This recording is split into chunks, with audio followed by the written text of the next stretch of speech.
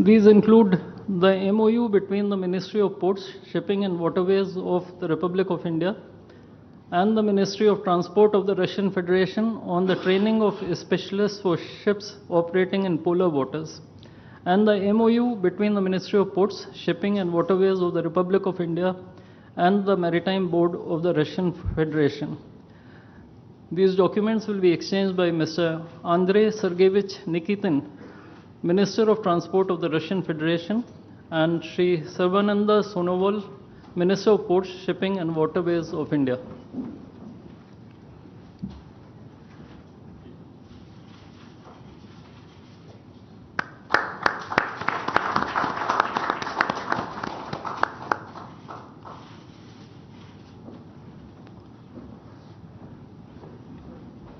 We now have the exchange of MOU between Messrs. JSC Ural Chem and Messrs. Rashtriya Chemicals and Fertilizers Limited and National Fertilizers Limited and Indian Potash Limited.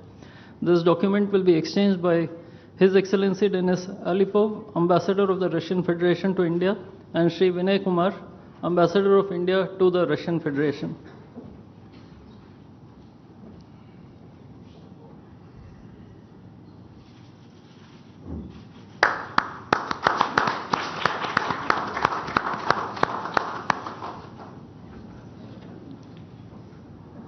The last two documents include the protocol between the Central Board of Indirect Taxes and Customs of the Government of the Republic of India and the Federal Customs Service of the Russian Federation for cooperation in exchange of pre-arrival information in respect of goods and vehicles moved between the Republic of India and the Russian Federation, and the bilateral agreement between the Department of Posts, Ministry of Communications of the Republic of India and JSC, the Russian Post.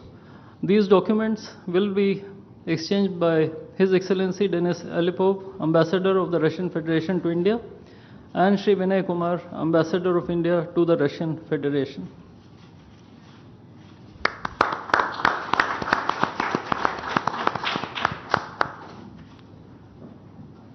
I would like to additionally inform everyone that the two leaders have also adopted a joint statement which would be issued shortly. Both sides have also adopted the program for the development of strategic areas of India-Russia economic cooperation till 2030. And we also welcome the Russian side's decision to adopt the framework agreement to join the International Big Cat Alliance. Ladies and gentlemen, I now request the spokesperson of the Ministry of External Affairs to conduct the rest of the proceedings.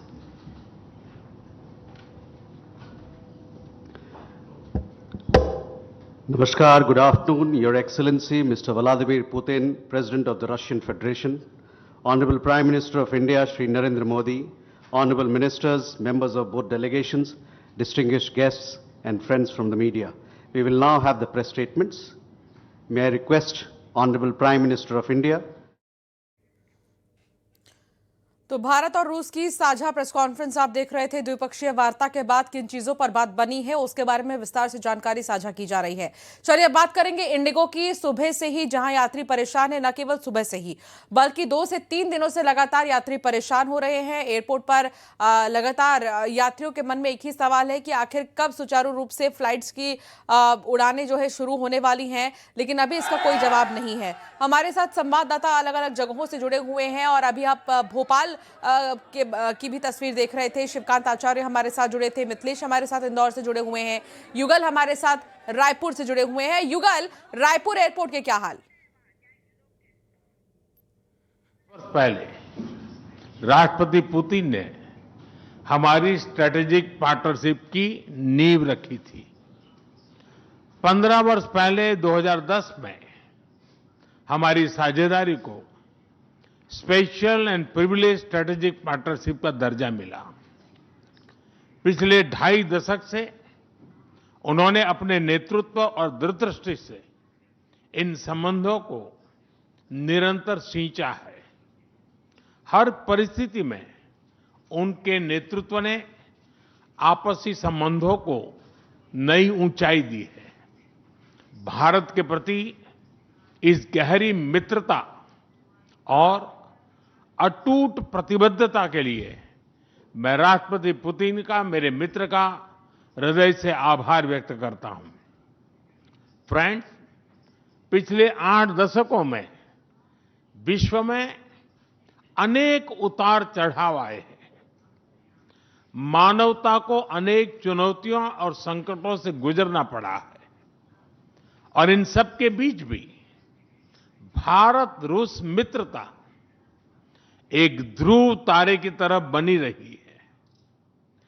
परस्पर सम्मान और गहरे विश्वास पर टिके ये संबंध समय की हर कसौटी पर हमेशा खरे उतरे हैं।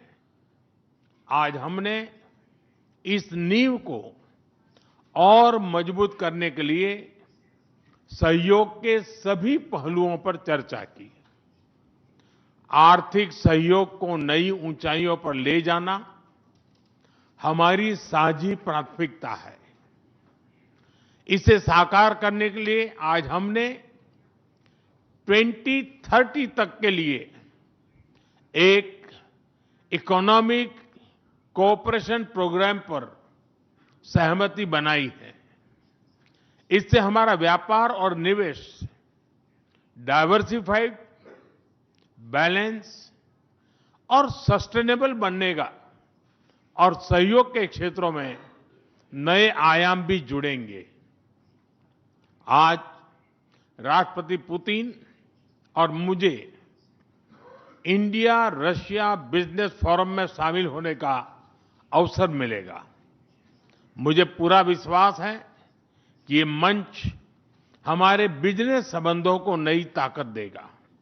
इससे एक्सपोर्ट, को प्रोडक्शन और को इनोवेशन के नए दरवाजे भी खुलेंगे। दोनों पक्ष यूरेशियन इकोनॉमिक यूनियन के साथ एफटीए के शीघ्र समापन के लिए प्रयास कर रहे हैं।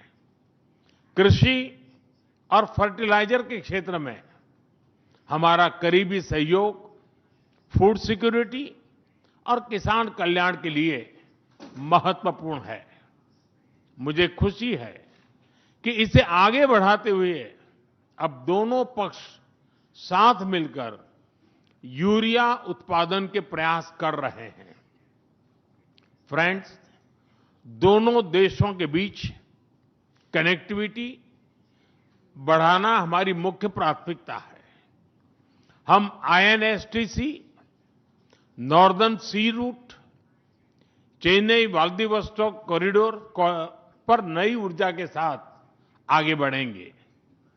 मुझे खुशी है कि अब हम भारत के सी फेरर्स की पोलर वाटर्स में ट्रेनिंग के लिए सहयोग करेंगे। यह आर्कटिक में हमारे सहयोग को नई ताकत तो देगा ही, साथ ही इससे भारत के युवाओं के लिए रोजगार के नए अवसर बनेंगे। उसी प्रकार से शिप बिल्डिंग में हमारा गहरा सहयोग मेक इन इंडिया को सशक्त बनाने का सामर्थ्य रखता है। यह हमारे विन विन सहयोग का एक और उत्तम उदाहरण है, जिससे जॉब्स, स्किल्स और रीजनल कनेक्टिविटी सभी को बल मिलेगा। ऊर्जा सुरक्षा भारत रूस साझेदारी का मजबूत और महत्वपूर्ण स्तंभ रहा है। सिविल न्यूक्लियर एनर्जी के क्षेत्र में हमारा दशकों पुराना सहयोग क्लीन एनर्जी की हमारी साझा प्राथमिकताओं को सार्थक बनाने में महत्वपूर्ण रहा है। हम इस विन विन सहयोग को जारी रखेंगे। क्रिटिकल मिनरल्स में हमारा सहयोग पूरे विश्व में सिक्योर और डाइवर्सिफाइड सप्लाई चेन सुनिश्चित करने के लिए महत्वपूर्ण है। इससे क्लीन एनर्जी, हाईटेक मैन्युफैक्चरिंग और न्यू एज इंडस्ट्रीज में हमारी साझेदारी को ठोस समर्थन मिलेगा। फ्रेंड्स, भारत और रूस के संबंधों में हमारे सांस्कृतिक सहयोग और पीपल टू पीपल टाइज का विशेष महत्व रहा है। दशकों से दोनों देशों के लोगों में एक दूसरे के प्रति स्नेह, सम्मान और आत्मीयता का भाव रहा है। इन संबंधों को और मजबूत करने के लिए हमने कई नए कदम उठाए हैं। हाल ही में रूस में भारत के 2 नए कॉन्सुलेट्स खोले गए हैं। इससे दोनों देशों के नागरिकों के बीच संपर्क और सुगम होगा और आपसी नजदीकियां बढ़ेगी। इस वर्ष अक्टूबर में लाखों श्रद्धालुओं को काल्मिकिया में इंटरनेशनल बुद्धिस्ट फोरम में भगवान बुद्ध के पवित्र अवशेषों का आशीर्वाद मिला। मुझे खुशी है कि शीघ्र ही हम रूसी नागरिकों के लिए निःशुल्क 30 डे ई टूरिस्ट वीजा और 30 डे ग्रुप टूरिस्ट वीजा की शुरुआत करने जा रहे हैं। मैन पावर मोबिलिटी हमारे लोगों को जोड़ने के साथ साथ दोनों देशों के लिए नई ताकत और नए अवसर क्रिएट करेगी। मुझे खुशी है कि इससे बढ़ावा देने के लिए आज 2 समझौते किए गए हैं। हम मिलकर वोकेशनल एजुकेशन, स्किलिंग और ट्रेनिंग पर भी काम करेंगे। हम दोनों देशों के स्टूडेंट्स, स्कॉलर्स और खिलाड़ियों का आदान प्रदान भी बढ़ाएंगे। फ्रेंड्स, आज हमने क्षेत्रीय और वैश्विक मुद्दों पर भी चर्चा की। यूक्रेन के संबंध में भारत ने शुरुआत से शांति का पक्ष रखा है। हम इस विषय के शांतिपूर्ण और स्थायी समाधान के लिए किए जा रहे सभी प्रयासों का स्वागत करते हैं। भारत सदैव अपना योगदान देने के लिए तैयार रहा है और आगे भी रहेगा। आतंकवाद के विरुद्ध लड़ाई में भारत और रूस ने लंबे समय से कंधे से कंधा मिलाकर सहयोग किया है। पहलगाम में हुआ आतंकी हमला हो या क्रोकस सिटी हॉल पर किया गया कायरतापूर्ण आघात, इन सभी घटनाओं की जड़ एक ही है। भारत का अटल विश्वास है कि आतंकवाद मानवता के मूल्यों पर सीधा प्रहार है और इसके विरुद्ध वैश्विक एकता ही हमारी सबसे बड़ी ताकत है। भारत और रूस के बीच यूएन, G20, ब्रिक्स, SCO तथा अन्य मंचों पर करीबी सहयोग रहा है। करीबी तालमेल के साथ आगे बढ़ते हुए हम इन सभी मंचों पर अपना संवाद और सहयोग जारी रखेंगे। एक्सेलेंसी, मुझे पूरा विश्वास है कि आने वाले समय में हमारी मित्रता हमें ग्लोबल चैलेंजेस का सामना करने की शक्ति देगी और यही भरोसा हमारे साझा भविष्य को और समृद्ध करेगा। मैं एक बार फिर आपको और आपके पूरे डेलीगेशन को भारत यात्रा के लिए बहुत बहुत धन्यवाद देता हूं। स्पासिबा।